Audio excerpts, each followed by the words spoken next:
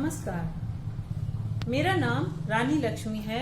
मैं Jamshedpur women's college के MEd की छात्रा हूँ। आज मैं एक पाठ योजना प्रस्तुत करने जा रही हूँ जो 9वीं कक्षा के काव्य रचना से है। पाठ योजना आज जो हमारा प्रकरण है वो है ग्रामश्री, जो कक्षा 9वीं के हिंदी पाठ्य पुस्तक से ली गई है।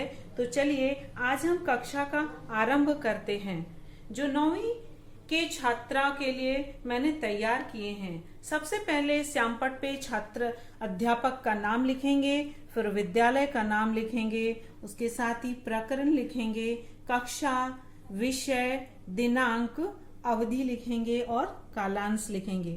हमारा शिक्षण बिंदु होगा कविता का भाव स्पष्ट करना, कविता का भावार्थ, शब्दकोशों का विस्तार करना और अलंकार का ज्ञान। हमारा उद्देश्य जो अधिगम उद्देश्य होगा उसमें पहला उद्देश्य है कविता के भाव को समझाना, दूसरा कविता का उचित व्याख्या करने में सक्षम करना, तीसरा शब्दार्थों का उचित प्रयोग कर सकेंगे, चौथा अलंकार के विभिन्न रूपों से परिचित करेंगे। शिक्षण सामग्री होगा चौक, डस्टर, पाठ्य पुस्तक। शैक्षणिक आगम होगा संरचनात्मक उपागम। अब हम आगे चलेंगे इनके विभिन्न सोपान की ओर। इसके कुछ कॉलम बनाएंगे जिसमें से सोपान होगा, फिर शिक्षण क्रियाकलाप होगा, विद्यार्थी क्रियाकलाप होगा और श्यामपट कार्य होगा। इसमें हम सबसे पहले कुछ प्रस्तावना प्रश्न करेंगे। इसके लिए संलग्न के रूप में पाठ के इस चरण में बच्चों को रुचि, जिज्ञासा, सोच को उद्देश्यशील करते हैं। साथ ही बच्चों को पढ़ाए जाने वाले पाठ को मानसिक रूप से अध्यापक तैयार करते हैं और इस तैयारी के साथ छात्रों को कुछ प्रस्तावना प्रश्न पूछे जाते हैं छात्रों से, जिसमें पहला है बच्चों ग्रामश्री कविता की रचना किसने की। तो संभावित उत्तर विद्यार्थी द्वारा प्राप्त होगा सुमित्रा नंदन पंत। दूसरा प्रश्न, कवि सुमित्रा नंदन पंत जी ने इस कविता में किस बात की चर्चा की है। बच्चे आंसर करेंगे गांव के प्राकृतिक सौंदर्य की चर्चा की है।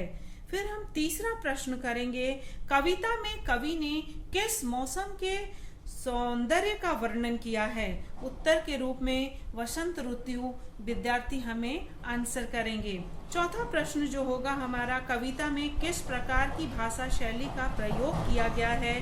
तो बच्चे मौन हो जाएंगे क्योंकि उन्हें भाषा का ज्ञान नहीं है, जो आगे उन्हें शिक्षक प्रदान करेंगे। और श्यामपट पे कविता का नाम लिखेंगे और कवि जिन्होंने इस कविता की रचना की है सुमित्रा नंदन पंत का नाम लिखेंगे, ताकि छात्र उससे जान सकें कि कविता किसके द्वारा लिखी गई है। पाठ के चरण अन्वेषण। पाठ योजना के इस चरण में बच्चों को नए अवसर प्रदान किए जाएंगे। बच्चों को ग्रामश्री कविता के बारे में बताया जाएगा, जैसे कवि सुमित्रा नंदन पंत द्वारा रचित या कविता भाव और भाषा की दृष्टि से अधिक प्रभावित नहीं करती है। इस कविता में इतिवृत्तात्मक और परिगणनात्मक होने के कारण भावों के साथ साथ काव्यात्मकता को ठेस पहुंची है। कविता में बसंत ऋतु में गांवों की हरियाली एवं संपन्नता का चित्रण हुआ है। इससे कवि सूक्ष्म प्राकृतिक निरीक्षण दृष्टि का परिचय मिलता है। कविता में प्राकृतिक दृश्यों का वर्णन किया गया है, जिसके वजह से कविता अच्छी कविता की भाषा अलंकारित है। इसमें रूपक, उपमा, विरोधाभास अलंकार हैं, जैसे तिनके को हरे हरे तन पर, यह अनुप्रास अलंकार है। फिर हम छात्र अध्यापिका कुछ प्रश्न, बोधात्मक प्रश्न छात्रों से करेंगी, जैसे तिनकों के हरे हरे तन पर कौन सा अलंकार है। चूंकि यह बताया जा चुका है अध्यापिका द्वारा, तो विद्यार्थी तुरंत उसे आंसर करेंगे अनुप्रास अलंकार। फिर दूसरा बोधात्मक प्रश्न अध्यापिका करती हैं, अनुप्रास अलंकार काव्य अलंकार के कौन से प्रकार के अंतर्गत आता है। तो बच्चे इसका त्वरित आंसर करेंगे शब्दालंकार। फिर इसे श्यामपट्ट पर छात्र अध्यापिका द्वारा लिखा जाएगा। काव्यालंकार के दो भेद हैं, शब्दालंकार और अर्थालंकार। काव्यालंकारों के दो भेद हैं, ये शब्दालंकार और अर्थालंकार। जहाँ काव्य में चमत्कार का आधार केवल शब्द हो वहाँ शब्दालंकार होता है, जहाँ काव्य के अर्थ का चमत्कार हो वहाँ अर्थालंकार होता है। इसके बारे में छात्र अध्यापिका बच्चों को अच्छे से समझाएंगी और बच्चे इस चीज को समझ सकेंगे। फिर तीसरा प्रश्न करते हैं, इस कविता में जिस गांव का चित्रण हुआ है वह भारत के किस भूभाग में है? तो विद्यार्थी इसका उत्तर देंगे, गांव के विस्तृत भूभाग पर बसा एक गांव है। फिर इसकी व्याख्या छात्र अध्यापिका द्वारा की जाती है। पाठ योजना के इस चरण में शिक्षक बच्चों को शिक्षण बिंदुओं की व्याख्या करने में सहायता करेंगे और इस चरण में शिक्षक कविता के विभिन्न पक्षों के भाव और विचारों को समझने का अवसर प्रदान करेंगे। छात्र अध्यापिका अपनी ओर से उन्हें अच्छे से समझाती हैं और बच्चे ध्यान पूर्वक सुनकर उसको समझने का प्रयास करते हैं। कविता अब रजत स्वर्ण मंजरियों से आलू गोभी बैगन मूली। इसका भावार्थ, इस कविता में कवि प्राकृतिक सुंदरता का वर्णन करते हुए कहते हैं कि बागों में सोने चांदी सी दिखाई देने वाली मंजरियां अब आम की डालियों से लद गई है। ढाक के पेड़ों से फूल और पीपल के पत्ते झरने लगे हैं। इन वृक्षों पर बैठी कोयल की मस्त होकर कूकने लगी हैं। कटहल के वृक्ष पर कटहल महक उठे हैं। जामुन है गांव में, जामुन के वृक्ष पर अध खिले जामुन लटक आए हैं।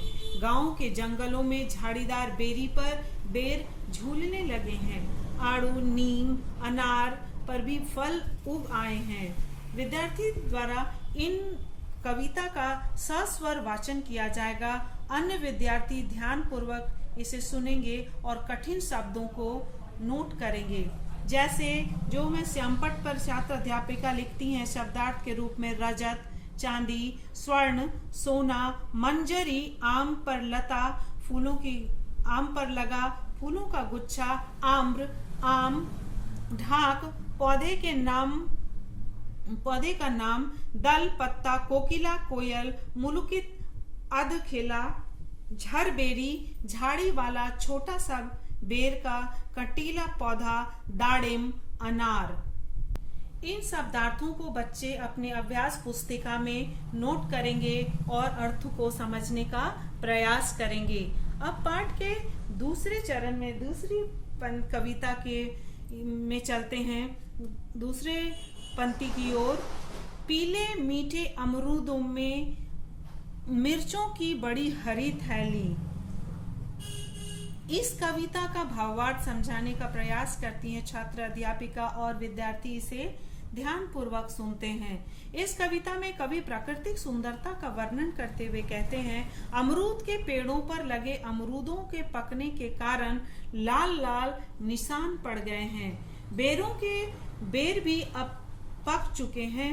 बड़ी धनिया भी खूब महक उठी है। लौकी और सेम के बेलों पर लौकियां सेम लटकने लगी है। टमाटर के पौधों पर लाल लाल चमकदार टमाटर लद गए हैं। मिर्चों के पौधे पर बड़ी बड़ी लंबी लंबी हरी मिर्ची थैलियों की तरह लटक रही है। अब हम इसको भाव समझाते हुए बताएंगे छात्रों को। आज हम लोगों ने सुमित्रा नंदन पंत द्वारा रचित ग्राम सी कविता को विस्तार पूर्वक जाना है। इस कविता द्वारा कवि गांव की प्राकृतिक सुंदरता का वर्णन करते हुए कहते हैं, रंग बिरंगे फूलों से युक्त मटर गर्व से हंस रही है। मटर की छीमियां अपने बीजों से लदी हुई है। जो मटर की छीमियां मलमल की पेटी की भांति लगती हैं। अब छात्र अध्यापिका द्वारा उस कविता का विस्तारीकरण करेंगे और पाठ योजना के इस चरण में शिक्षक बच्चों के विभिन्न अवधारणा और पदों एवं क्रियाओं का प्रयोग विभिन्न परिस्थितियों में बताते जाएंगे ताकि बच्चों में उनका प्रयोग अपने दैनिक जीवन में कर सकेंगे। शिक्षण क्रियाकलाप में पुनः बोधात्मक प्रश्न करेंगे। प्रश्न 1, कवि अपनी कविता में किसके सौंदर्य का विस्तार से वर्णन करते हैं? बच्चे कविता को सही रूप से समझ चुके हैं, इसलिए वह त्वरित आंसर करेंगे, गांव में होने वाले फलों और सब्जियों के सौंदर्य का वर्णन। दूसरा प्रश्न, पीले मीठे अमरूदों में कैसी चित्तियां पड़ गई हैं? बच्चे आंसर करेंगे लाल लाल। प्रश्न संख्या 3, लाल लाल में कौन सा अलंकार है? बच्चों को आरंभ में ही अलंकार की जानकारी दी जा चुकी है, इसलिए वह आसानी से इसका जवाब देंगे, अनुप्रास अलंकार। फिर हम उसे विस्तार से बताते हुए उसको आगे बताएंगे, जब कोई शब्द बार बार दोहराया जाए तो उसे अनुप्रास अलंकार कहते हैं। जैसे तिनकों के हरे हरे तन पर, इसमें हरे हरे शब्द को दोहराया गया है, इसलिए ये अनुप्रास अलंकार है। जैसे हिल हरित रुधिर है रहा झलक, इसमें हिल हरित में अनुप्रास अलंकार है क्योंकि एक ही अक्षर को लगातार दोहराया गया है। अब इन सब चीजों को छात्र अध्यापिका श्यामपट्ट पर लिखेंगी। सबसे पहले पर्यायवाची लिखेंगी, जिसे मुकुलित, जिसमें कलियां आई, आधा खुला या आधा बंद। झरबेरी, झाड़ी वाला छोटा बेर का कंटीला पौधा। सनई, सन का पौधा जिससे रस्सी बनाई जाती है। पर्यायवाची के साथ इसमें उपस्थित अलंकार की भी जानकारी देंगी और उसे भी श्यामपट्ट पर लिखेंगी। जैसे तिनकों के हरे हरे तन पर, यह अनुप्रास अलंकार है।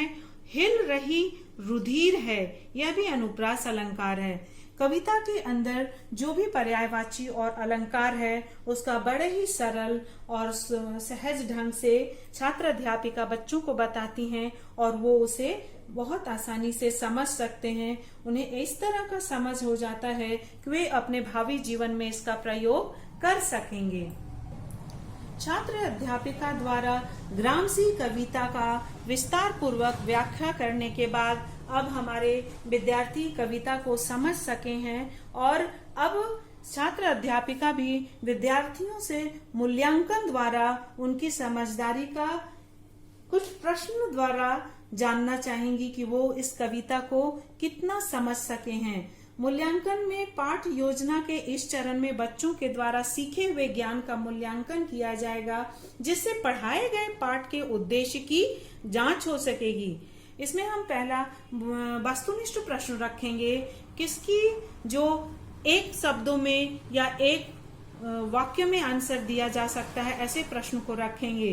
तो प्रश्न संख्या 1, किसकी बेलें फलकर फैल गई हैं? बच्चों ने कविता अच्छे से समझ रखा है, इसलिए उसका त्वरित जवाब देंगे लौकी और सेम की। प्रश्न संख्या 2, किसके वृक्ष चांदी और सोने के रंग से लद गए हैं? बच्चों द्वारा उत्तर दिया जाएगा आम के। प्रश्न संख्या 3, कवि कौन से ऋतु में होने वाले फलों और सब्जियों का वर्णन किया है? उत्तर बसंत ऋतु। अब हम उसे लघु उत्तरीय प्रश्न भी उन्हें कुछ देंगे।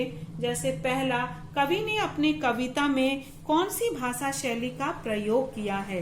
दूसरा, कवि सुमित्रा नंदन पंत के 2 प्रमुख रचनाओं को बताएं। साथ ही साथ छात्र अध्यापिका अपने छात्रों को गृह कार्य भी प्रदान करेंगी और वो श्यामपट्ट पर लिख देंगी। भावों और भाषा की दृष्टि से आपको यह कविता कैसी लगी, यह प्रश्न संख्या 1 है। दूसरा, कविता का वर्णन अपने शब्दों में कीजिए। तीसरा, कविता में आए कठिन शब्दों को एक एक वाक्य की रचना कीजिए। इस प्रकार हमारी पाठ योजना यहाँ समाप्त होती है और बच्चे बहुत ही अच्छी तरह से कविता के भावार्थ, अलंकार और पर्यायवाची शब्दों का ज्ञान हो चुका है। अब वे गृह कार्य को बहुत ही अच्छे ढंग से कर सकेंगे क्योंकि उन्होंने कविता का बहुत ही अच्छा अनुभव जो अपने ज्ञान में प्राप्त किया है। इस प्रकार इस कविता का समापन करते हैं। आगे अगली कक्षा में एक नई पाठ योजना, एक नई कविता के साथ फिर मिलेंगे। धन्यवाद।